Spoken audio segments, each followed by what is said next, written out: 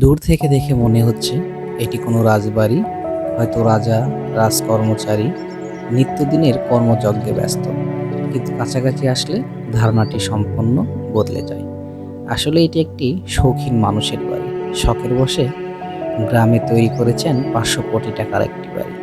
এই বাড়িটির অবস্থান বগুড়া শহরের শিবগঞ্জ উপজেলার মোকামতলা বন্দর থেকে ২০ কিলোমিটার পূর্বে দেউলি গ্রামে। বাড়িটির ভেতরের সৌন্দর্যটা অনেক বেশি কারুকার্যে মণ্ডিত। খুব কম সংখ্যক মানুষের সৌভাগ্য হয়েছিল বাড়িটির ভেতরের সৌন্দর্যটাকে অবলোকন করার। আমাদের যদিও বা সেই কপালটি হয়নি, কেননা বাড়ির মালিক, বাড়ির কেয়ারটেকার কারোর সঙ্গে দেখাও হয়নি, কারো কাছে আমরা বাড়ির ভেতরে যাওয়ার সেই আবদারটাও করতে পারিনি।